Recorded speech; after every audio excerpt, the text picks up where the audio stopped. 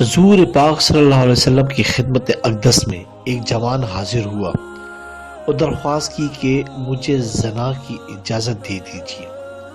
صحابہ اکرام رضی اللہ تعالیٰ اجمعین ان کی تاب نہ لا سکے اور ناراض ہونا شروع فرما دیا۔ حضور صلی اللہ علیہ وسلم نے اس جوان سے فرمایا قریب ہو جاؤ، اور پھر فرمایا کیا تو چاہتا ہے کہ کوئی تیری ماں کے ساتھ زنا کرے کہ میں آپ صلی اللہ علیہ وسلم پر قربان جاؤں؟ یہ میں ہرگز نہیں چاہتا۔ فرمایا اس طرح اور لوگ بھی نہیں چاہتے کہ ان کی ماؤں کے ساتھ زنا کیا جائے۔ پھر فرمایا کیا تو پسند کرتا ہے کوئی تیری بیٹی سے زنا کرے کیا میں آپ پہ قربان جاؤں؟ میں ایسا ہرگز نہیں چاہتا۔ فرمایا اس طرح اور لوگ بھی نہیں چاہتے کہ ان کی بیٹیوں کے ساتھ زنا کیا جائے۔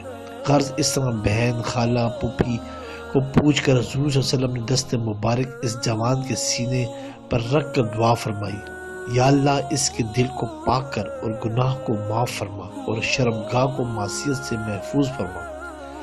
فرماتے ہیں کہ جب تک وہ جوان زندہ رہا اللہ پاک نے اسے شرم و حیا کا ایسا پیکر بنا دیا کہ کسی عورت کی طرف اس نے آنکھ اٹھا کر نہیں دیکھی۔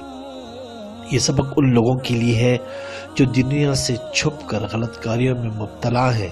کیا وہ حضور صلی اللہ علیہ وسلم کے ارشاد کے باوجود اطمینان پر ہیں کہ جو بدکاریوں میں وہ مبتلا ہیں اس کا کوئی رد عمل نہیں ہوگا؟ ضرور ہوگا، ان کے گھر اور قریبی عورتوں سے، جیسا انہوں نے عمل کیا۔ سبسکرائب کریں، لائک کریں اور بیل آئیکن پہ کلک کریں تاکہ آپ کو اس طرح ہی پیاری اچھی اسلامی ویڈیو ملتی رہے۔